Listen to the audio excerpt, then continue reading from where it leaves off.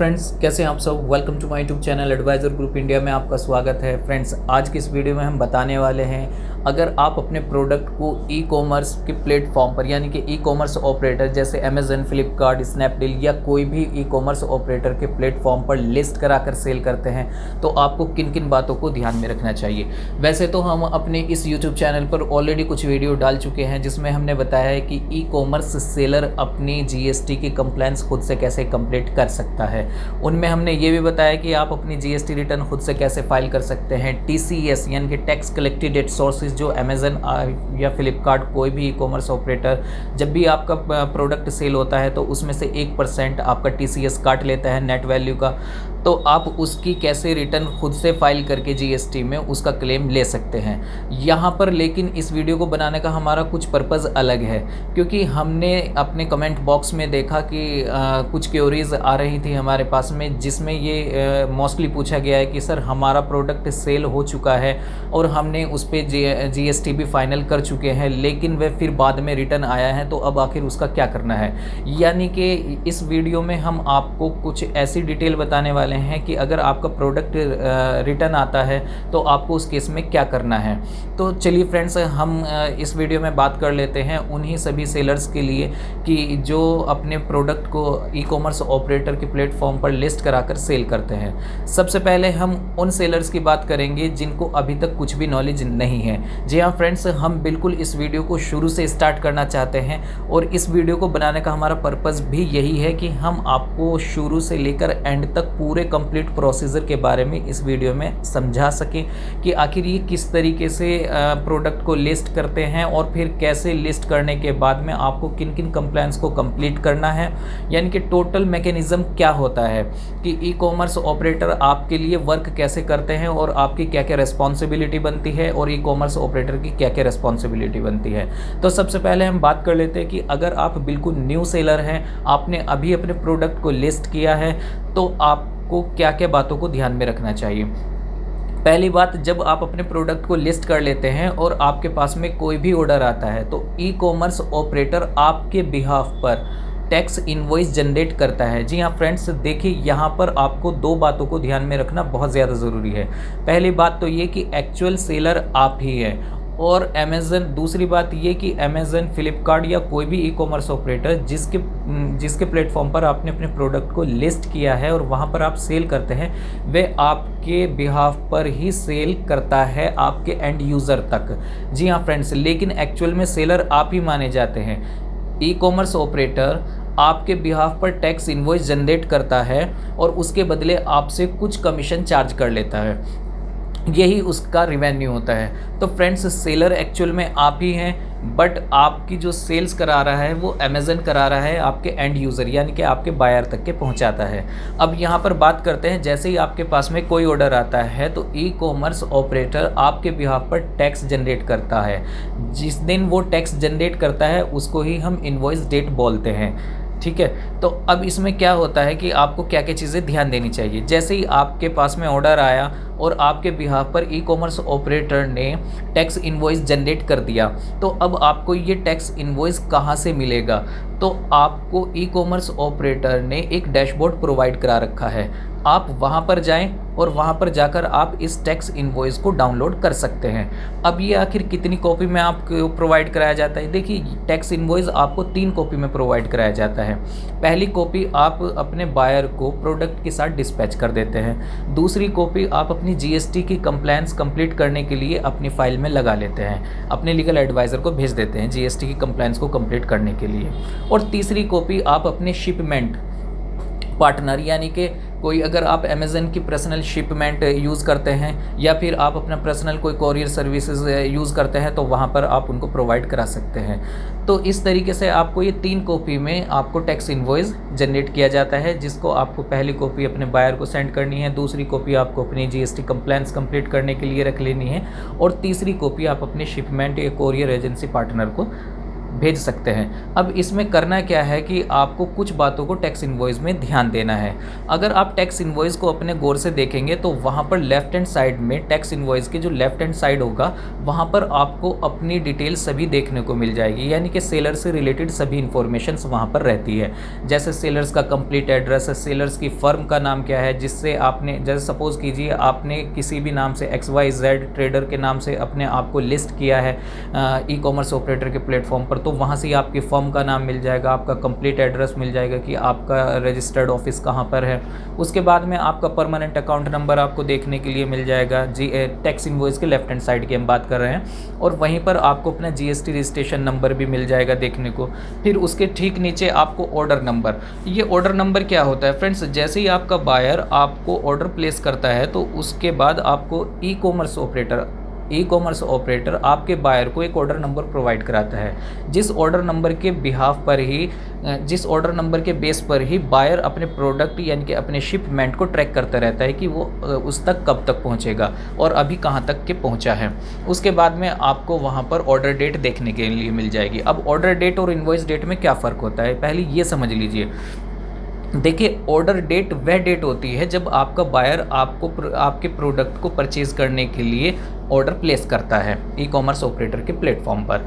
और invoice date वह date होती है कि जब आपके बिहाफ पर अमेज़न, फ्लिपकार्ट या कोई भी ई कॉमर्स ऑपरेटर जहां पर आप अपने प्रोडक्ट को सेल करते हैं, यहाँ पर हम ई कॉमर्स ऑपरेटर बार बार ना यूज़ करके अमेज़न ही यूज़ करेंगे। जैसे ही आपका बायर आपको ऑर्डर प्लेस करता है तो वह ऑर्डर डेट कहलाती है, लेकिन इनवॉइस डेट वह कहलाती है कि जब अमेज़न आपके बिहाफ पर टैक्स इनवॉइस जनरेट करता है, उसको हम बोलते हैं इनवॉइस डेट। अब दोनों में फ़र्क यही होता है कि इनवॉइस डेट हमेशा बाद में पड़ती है और ऑर्डर डेट हमेशा पहले रहती है। ऐसा नहीं हो सकता है कि ऑर्डर डेट बाद में और इनवॉइस डेट पहले हो सकती है, क्योंकि पहले तो आपका बायर आपको ऑर्डर ही करेगा ना, उसके बाद में ही आपको देखने के लिए मिलेगी इनवॉइस डेट। अब यहाँ पर हम बात कर लेते हैं नेक्स्ट चीज़ की। अगर आप इस टैक्स इनवॉइस के राइट हैंड साइड पर नज़र डालेंगे तो वहाँ पर आपको आपके बायर से रिलेटेड सभी इन्फॉर्मेशन देखने के लिए मिलेगी। जैसे उसका एड्रेस, सबसे पहले यहाँ पर आती है आपकी बिलिंग एड्रेस में आपको क्या मिलता है कि जहाँ पर आपका बायर रहता है, जहाँ से आपके बायर ने आपको ऑर्डर प्लेस किया है, तो वह उसका बिलिंग एड्रेस कहलाता है। वहाँ पर उसके कंप्लीट बिलिंग एड्रेस डिटेल होती है। फिर उसके नीचे ठीक आपको स्टेट कोड नज़र आएगा देखने को। अब ये स्टेट कोड क्या है? स्टेट कोड जैसे ही आप अपनी GST की रिटर्न फाइल करते हैं, यानी कि R1 GSTR1, जैसे GST में 2 रिटर्न जाती हैं आपकी, GSTR1 और GSTR3 भी। GSTR1 में जो आप फाइल करते हैं वो अपनी कंप्लीट सेल्स की डिटेल फाइल करते हैं कि आपकी किसी पर्टिकुलर मंथ में कितनी सेल्स हुई है, ठीक है ना, आपका कितना रिटर्न आया है, क्रेडिट नोट आपने क्या इशू किया है, तो वहाँ पर आप ये सभी डिटेल डालते हैं। तो वहीं पर आपको अपना HSN कोड वगैरह बहुत सारी डिटेल आपको सबमिट करनी पड़ती है।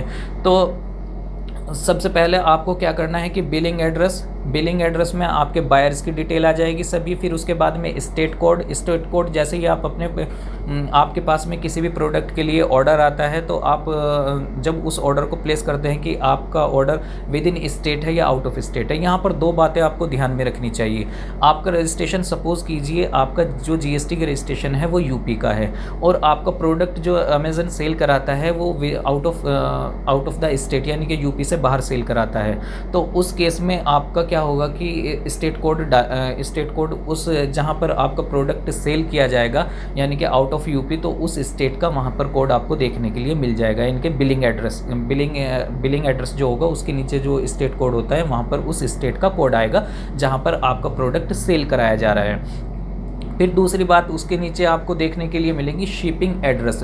देखिए, बिलिंग एड्रेस और शिपिंग एड्रेस में बहुत फ़र्क होता है।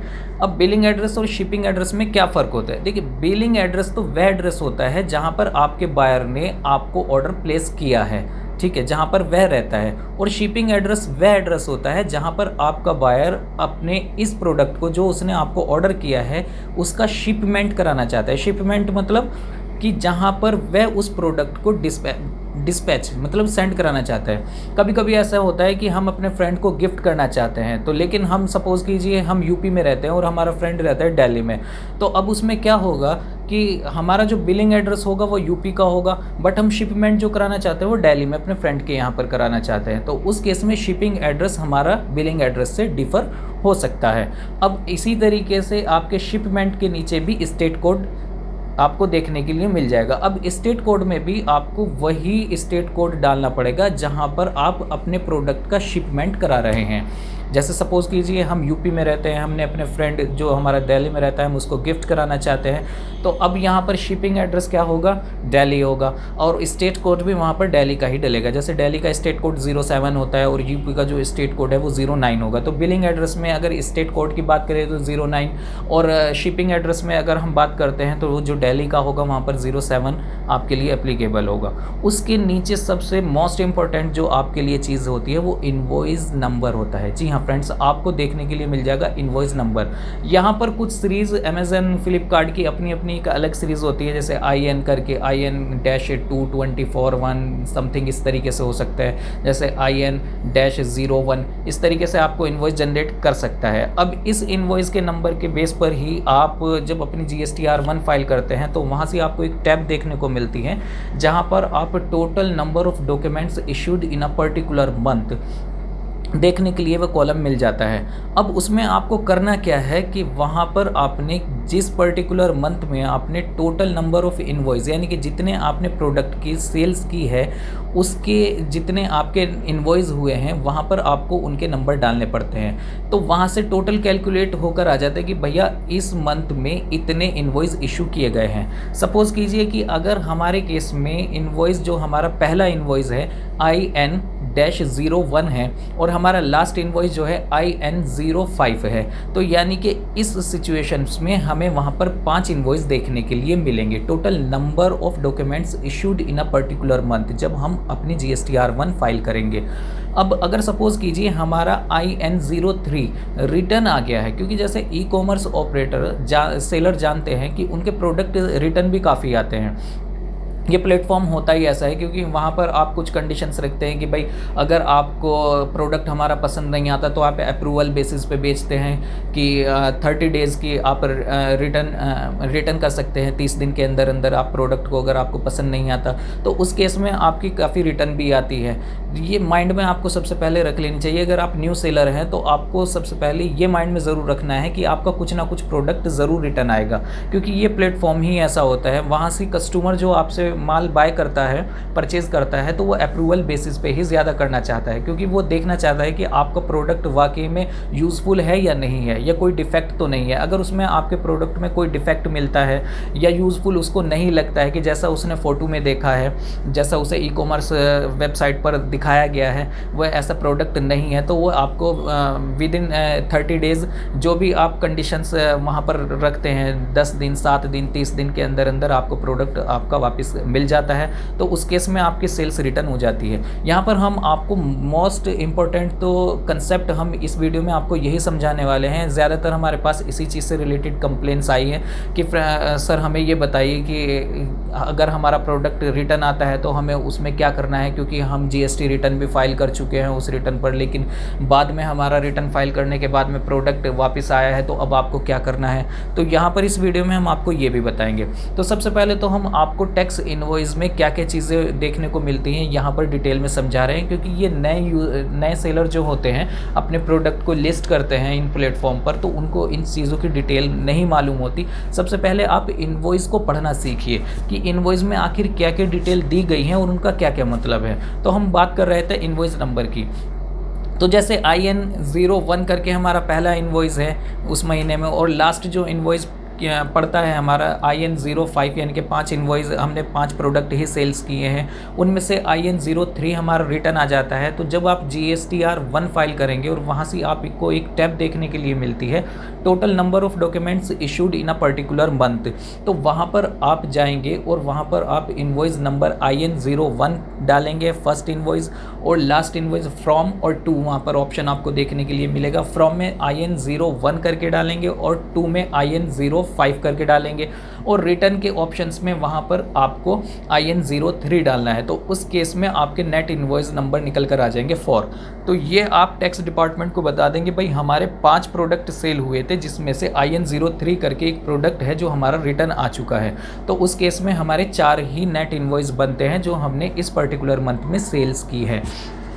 इसके बाद में हम चलते हैं नीचे, आपको मिल जाती है एक टेबल जिसमें डिस्क्रिप्शंस होता है, नेट अमाउंट डिस्क्रिप्शंस में सबसे पहले तो आपको अपने प्रोडक्ट का डिस्क्रिप्शंस देना पड़ता है कि भाई आप क्या प्रोडक्ट सेल कर रहे हैं, क्या उसकी क्वालिटी है, क्या नहीं है, ठीक है। फिर आपको अमाउंट देखने के लिए मिल जाता है, क्वांटिटी क्या है, उसका अमाउंट कितना है, अमाउंट कॉलम में आप डाल देंगे, क्वांटिटी क्या है, कितनी है, फिर आपको नेट अमाउंट देखने के लिए मिलता है। सपोज़ कीजिए आपने कोई एक प्रोडक्ट सेल्स किया है, ठीक है, अब उसकी क्वांटिटी आपसे कितनी परचेज़ की गई है। सपोज़ कीजिए आपने कोई वॉच सेल्स की है, ठीक है, एक वॉच सेल की है और उसकी क्वांटिटी कितनी है, 1 आ जाएगी, ठीक है। आपका नेट अमाउंट निकल कर आ जाएगा। सपोज़ कीजिए आपकी 300 रुपये की वॉच है और क्वांटिटी 1 है, तो आपका नेट अमाउंट कितना आ जाएगा, 300 रुपये।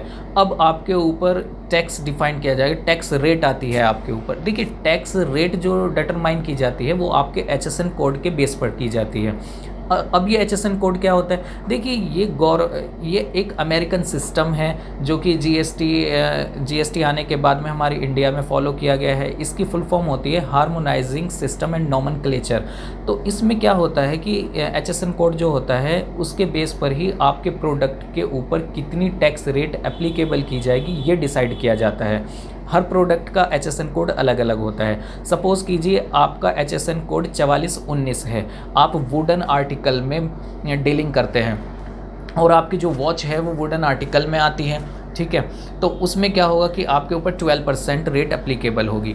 अब 300 रुपये का 12% चार्ज किया जाएगा जो कि 36 रुपये बैठेगा। अब उस पर क्या होगा कि आपका जो टैक्स कैलकुलेट किया जाएगा वो 12% यानी कि नेट अमाउंट यानी कि टैक्सेबल अमाउंट। इस नेट अमाउंट को हम टैक्सेबल अमाउंट भी बोलते हैं अगर हम टैक्स की बात करें। तो अब 12% जब हम नेट अमाउंट पर GST कैलकुलेट करेंगे तो आएगा 36 रुपीज़। अब यहाँ पर आपको 2 बातें ज़रूर ध्यान में रखनी चाहिए जब भी आप अपनी GST रिटर्न को फाइल कर रहे हो या टैक्स इनवॉइस को पढ़ रहे हो। तो अगर आपका रजिस्ट्रेशन यूपी का है, GST में रजिस्ट्रेशन जो आपने लिया हुआ है वो यूपी का है, लेकिन आपका product out of UP sale किया गया है, यानी कि यूपी से बाहर आपका प्रोडक्ट सेल्स कराया गया है, यानी कि दिल्ली में कराया गया है सपोज़ कीजिए, तो अब आपको यहाँ पर 12% में 6% CGST और 6% SGST देखने के लिए मिलेगा। देखिए ओवरऑल आपके प्रोडक्ट के ऊपर टैक्स तो 12% ही चार्ज किया जाएगा, लेकिन इस टैक्स को स्प्लिट कर दिया जाएगा 2 भागों में।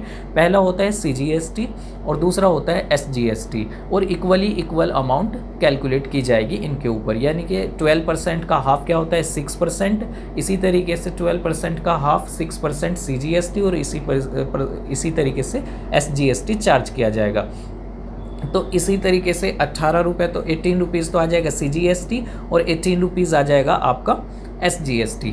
तो इस तरीके से आपकी टोटल इनवॉइस वैल्यू निकल कर आ जाएगी। तो आपका टोटल टैक्स बना 36 रुपीज़ और आपका टैक्सेबल अमाउंट था 300 रुपीज़। तो अब टोटल अगर हम इन दोनों का करते हैं टैक्सेबल यानी कि नेट अमाउंट प्लस आपका टैक्स अमाउंट, तो आपका टोटल इनवॉइस वैल्यू निकल कर आती है 336 रुपीज़, ठीक है, जिसको हम टोटल अमाउंट भी मानते हैं। उसके बाद में आपको नीचे ये जो अमाउंट होगा वो वर्ड्स में भी लिखा हुआ नज़र आ जाएगा। और सबसे मोस्ट इम्पॉर्टेंट बात है क्या है कि जब आप अपने टैक्स इनवॉइस के सबसे नीचे नज़र डालेंगे तो वहाँ पर आपको ऑथराइज्ड सिग्नेचर देखने के लिए मिल जाएंगे जो कि आपके होंगे। अब ये कहेंगे कि भाई सेल्स तो अमेज़न ने कराई है लेकिन सिग्नेचर हमारे क्यों आ रहे हैं, क्योंकि हमने इस वीडियो के आपको शुरू में ही बता दिया था कि अमेज़न जो सेल्स करता है वो आपके बिहाफ पर करता है, एक्चुअल में सेलर आप ही होते हैं फ्रेंड्स। तो आपको ये बात ज़रूर ध्यान में रखनी है कि सेलर्स आप ही हैं, बट अमेज़न एक मिडिल पर्सन के तौर पे काम कर रहा है जो कि आपका प्रोडक्ट एक कमीशन के बेस पर आपके एंड यूज़र यानी कि बायर तक के पहुंचा रहा है। तो इसीलिए ऑथोराइज सिग्नेचर भी आपके ही देखने के लिए मिलते हैं। अब ये ऑथोराइज्ड सिग्नेचर आते कहाँ से है अमेज़न के पास, जब आप अपने प्रोडक्ट को ई-कॉमर्स प्लेटफॉर्म पर लिस्ट करते हैं तो वहाँ से आपको ये ऑथोराइज्ड सिग्नेचर आपको इलेक्ट्रॉनिक फॉर्म में सबमिट करने पड़ते हैं। ये वहीं से आपका जो सिग्नेचर होते हैं हर इनवॉइस पर आपके अफेक्ट कर दिए जाते हैं। तो इस तरीके से आपको अपने टैक्स इनवॉइस को कंप्लीट डिटेल समझ लेनी है। उसके बाद में अगर आप इन डिटेल को समझ लेंगे तो आपको कोई भी प्रॉब्लम नहीं आएगी। फ्रेंड्स, ये वीडियो थोड़ी लंबी तो हो रही है, लेकिन इस वीडियो में हम आपको कंप्लीट डिटेल बता रहे हैं। तो अब बात कर लेते हैं हम उन यूज़र्स की कंप्लेन का, जो कि अक्सर हमसे पूछते हैं कि सर हमने प्रोडक्ट सेल्स कर दिया है, लेकिन सेल्स कर दिया है और उसके ऊपर हमने जीएसटी की रिटर्न भी फाइल कर दिया है, इनके जीएसटी में टैक्स भी पे कर दिया है, लेकिन टैक्स पे करने के बाद में वो प्रोडक्ट हमारा वापस आ गया, इनके रिटर्न आ गया। अब आपको क्या करना है? तो फ्रेंड्स, यहाँ पर आपको कुछ बातों को ध्यान में रखना पड़ेगा। पहली बात, जब कभी भी आपका प्रोडक्ट रिटर्न आता है तो उस केस में आपको क्रेडिट नोट इशू करना पड़ता है। जी हाँ फ्रेंड्स, अगर आप सेक्शन 34 जीएसटी का पढ़ेंगे, यानी कि सीजीएसटी एक्ट 2017 जो है उसका सेक्शन नंबर 34 है, उसमें साफ साफ कहा गया है कि अगर कोई भी प्रोडक्ट आपका रिटर्न आता है तो उस केस में आपको सेलर को एक क्रेडिट नोट इशू करना पड़ता है। अब इस क्रेडिट नोट का फॉर्मेट क्या होता है? जैसे आपका टैक्स इनवॉइस होता है, इसी तरीके से एक क्रेडिट नोट भी इशू किया जाता है। अब ये क्रेडिट नोट आपको करना क्या है? इसको देखिए, आपने अगर कोई प्रोडक्ट सेल किया है और उस पर जीएसटी आप कंप्लीट कर चुके हैं, यानी कि जीएसटी पे कर चुके हैं, अब आपको क्या करना है कि वो वापस आ गया आपका प्रोडक्ट, तो अब उसके अगेंस्ट में आपको एक क्रेडिट नोट इशू करना है। अब इस क्रेडिट नोट का भी अपना एक, जिस तरीके से इनवॉइस नंबर होता है, इसी तरीके से क्रेडिट नोट का भी इनवॉइस नंबर होता है। अब आप जब अगले महीने या उसी महीने अगर आपने रिटर्न फाइल कर दिया, यहाँ पर दो चीज़ें आपको ज़रूर ध्यान में रखनी पड़ेगी। अगर आपका प्रोडक्ट जो रिटर्न आया है, ठीक है, वो आपके उस महीने की रिटर्न फाइल करने से पहले आ गया है, तो आपके लिए कोई भी प्रॉब्लम नहीं है। अगर आपका प्रोडक्ट उस महीने की रिटर्न फाइल करने के बाद में आया है, तो आपको यहाँ पर करना क्या है कि जब आप अगले महीने की रिटर्न फाइल करेंगे तो वहाँ पर GSTR1 में आपको ये टैब प्रोवाइड कराई जाती है, जहाँ पर आप क्रेडिट नोट डाल सकते हैं। तो आप उस क्रेडिट नोट का नंबर डालिए और जितना अमाउंट आपका वापस आया है वहाँ पर आप उस क्रेडिट नोट में मेंशन करेंगे और वहाँ पर इसको अपलोड कर देंगे। तो इसी तरीके से आप अपनी नेट टैक्स लायबिलिटी को रिड्यूस कर सकते हैं। अब बात कर लेते हैं हम TCS की। फ्रेंड्स, TCS के बारे में आपको पता नहीं होता, क्योंकि हमने टैक्स के इनवॉइस के बारे में आपको इस वीडियो में कंप्लीट में बताया, लेकिन यहाँ पर कहीं भी हमने TCS का जिक्र नहीं किया। आखिर ये TCS होता क्या है और इसको क्यों काटा जाता है? तो सबसे पहले हम बात कर लेते हैं TCS की। अगर हम TCS की फुल फॉर्म की बात करते हैं तो TCS की फुल फॉर्म होती है टैक्स कलेक्टेड एट सोर्सेज।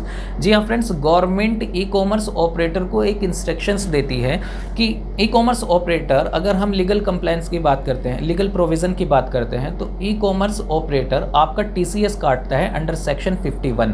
अगर आप चाहते हैं तो आप इसको गूगल पे भी सर्च कर सकते हैं। तो वहाँ पर क्या होता है कि गवर्नमेंट ई कॉमर्स ऑपरेटर को एक इंस्ट्रक्शंस देती है कि भाई आप जब भी किसी प्रोडक्ट को सेल कराएंगे किसी सेलर के, तो आप उसमें से 1% नेट अमाउंट का 1% TCS काट लेंगे। इससे क्या होगा कि टैक्स का कलेक्शन जो होगा, यानी कि रिवेन्यू गवर्नमेंट के लिए जनरेट हो जाएगा और इवेजन ऑफ टैक्स रुक जाएगा। तो जहाँ पर आपकी इनकम का सोर्स होता है, यानी कि जहाँ से आपकी इनकम जनरेट होती है, वहीं से आपके ऊपर टैक्स कैलकुलेट करके काट लिया जाता है। अब ये 1% किस अमाउंट पर काटा जाता है? तो यहाँ पर हम आपको थोड़ा सा ओवरव्यू देते हैं। जैसे आपको हमने पिछले एग्जाम्पल में भी बताया, जब हम टैक्स इनवॉइस के बारे में आपको समझा रहे थे, कि जैसे आप कोई वुडन वॉच बेचते हैं, सेल करते हैं, तो जिसका प्राइस 300 रुपीज़ था बिफोर टैक्स की हम बात कर रहे हैं, तो आप बिफोर टैक्स उस 300 रुपीज़ पर 1% आपका TCS काटा जाएगा। अब ये TCS का जो अमाउंट होगा, आपको करना क्या है इस TCS के अमाउंट को? देखिए, अगर आप GST की रिटर्न खुद से फाइल करते हैं तो आप ये हमारे YouTube चैनल पर जाकर देख सकते हैं कि TCS रिटर्न कैसे फाइल की जाती है GST में, तो वहाँ से आपको इनकम्प्लीट डिटेल में हम बताएंगे। लेकिन अगर आप खुद से फाइल नहीं करते हैं, आप अपने लीगल एडवाइज़र, अपने एडवोकेट या अपने टैक्स कंसल्टेंट से फाइल कराते हैं, जैसे चार्टर्ड अकाउंटेंट वगैरह हो गए, तो उनसे अगर फाइल कराते हैं तो आप उनसे हर महीने पूछिएगा कि सबसे पहले आप हमारी GST रिटर्न फाइल करने से पहले आप अपना 2A चेक कीजिए। यानी कि GST में आपको वहाँ पर 3 टैब देखने के लिए मिलती है। पहली होती है GSTR1, जिसमें आप अपनी सेल्स की कंप्लीट डिटेल सबमिट करते हैं। उसके बाद में होती है 2A, जहाँ पर आप अपना इनपुट टैक्स क्रेडिट देखते हैं और TCS भी देखते हैं। अगर TDS भी कटा है तो वहाँ से TDS भी देखने को मिल जाता है। उसके बाद में आपको जो लास्ट टैब होती है वो होती है GSTR 3B, जिसमें आपके ऊपर उस पर्टिकुलर मंथ में कितनी टैक्स की लायबिलिटी बनी है उसको आप GSTR 3B के ज़रिए पे करते हैं। तो यहाँ पर आपको सबसे पहले अपनी GST की रिटर्न को फाइल करते हुए अपना 2A चेक करना है, क्योंकि 2A में ही आपके ऊपर कितना TCS काटा गया है आपकी सेल्स पर, आपकी टैक्सेबल वैल्यू पर, यानी कि नेट अमाउंट पर कितना TCS कटा है वह आपको देखने के लिए मिल जाएगा। अब जैसे ही आप 2A चेक करेंगे तो वहाँ से आपको सबसे नीचे TCS देखने को मिलेगा। TCS देखने के लिए मिलेगा। आप जैसे ही उस टैब पर क्लिक करेंगे तो वहाँ से आपको टोटल अमाउंट आ जाएगा कि कितना आपकी टैक्सेबल वैल्यू है, कितना रिटर्न आया है, और रिटर्न उसमें से घटाने के बाद में, माइनस करने के बाद में जो अमाउंट बचता है वो आपका नेट टैक्स लायबिलिटी बचती है। अब उस नेट टैक्स लायबिलिटी के ऊपर आपका 1% TCS काटा जाता है। अब ये TCS कैसे काटा जाता है? सपोज़ कीजिए आपका product within state sale हुआ है, तो उस केस में आपका 0.5%, यानी कि वही जिस तरीके से हमने आपको टैक्स की रिटर्न फाइल करते हुए बताया, IGST विद इन स्टेट होता है तो CGST SGST इक्वल अमाउंट होता है, और इसी तरीके से अगर आपका आउट ऑफ स्टेट होता है तो IGST कैलकुलेट किया जाता है 12%। इसी तरीके से TCS का कंसेप्ट भी होता है। अगर आपका product within state sale हुआ है तो आपके ऊपर 0.5% नेट अमाउंट का TCS CGST काटा जाएगा और 0.5% ही आपका SGST काटा जाएगा TCS के तौर पर। अगर आपका आउट ऑफ स्टेट सेल हुआ है प्रोडक्ट तो IGST आपका 1% टोटल TCS काटा जाएगा नेट अमाउंट का। देखिए फ्रेंड्स, यहाँ पर आपको ध्यान देना है नेट अमाउंट का, यानी कि हम बिफोर GST बात कर रहे हैं। GST का अमाउंट सम होने के बाद में तो इनवॉइस वैल्यू आती है। इनवॉइस वैल्यू की हम बात नहीं कर रहे हैं, आपके नेट अमाउंट की बात कर रहे हैं। नेट अमाउंट पे 1% आपका TCS कटता है, जिसको आप अपने हर महीने की रिटर्न फाइल करने से पहले अपनी TCS की रिटर्न खुद से फाइल कर लें या अपने लीगल एडवाइज़र से फाइल कराएं तो आपका क्लेम आपके 2A में शो हो जाएगा, यानी कि क्रेडिट लेजर में आ जाएगा। अब आप उसको अपनी टैक्स लायबिलिटी से सेट ऑफ करके पे कर सकते हैं। तो फ्रेंड्स, ये वीडियो थी उन यूज़र्स के लिए जिनको प्रॉब्लम आ रही थी अपने प्रोडक्ट को जब वे ई-कॉमर्स ऑपरेटर के ज़रिए सेल कर रहे थे, तो वहाँ पर उनको कुछ प्रॉब्लम्स आ रही थी। ये वीडियो आज हमारी उन्हीं सब सेलर्स के लिए डेडिकेट है कि आई थिंक अब हमने इस वीडियो में आपकी सभी प्रॉब्लम्स को कवर कर लिया है। अगर फिर भी आपको कोई भी प्रॉब्लम आती है तो आप हमारी वेबसाइट www.gstnation.com पर जाकर हमसे कांटेक्ट कर सकते हैं। हम आपकी पूरी हेल्प करने की कोशिश करेंगे, और ऐसे ही वीडियोस को देखने के लिए आप हमारे चैनल पर बने रहिए। और तब तक के लिए आप अपना बहुत ख्याल रखिए। फिर मिलते हैं किसी नेक्स्ट लीगल टॉपिक के ऊपर, जिसमें हम आपसे इन डिटेल में बात करते हैं। तो चलिए फ्रेंड्स, इस वीडियो को यहीं पर समाप्त कर लेते हैं। फिर किसी नेक्स्ट वीडियो में मिलेंगे। तब तक के आप अपना बहुत ख्याल रखिए और हमारे YouTube चैनल को देखते रहिए। Thank you so much.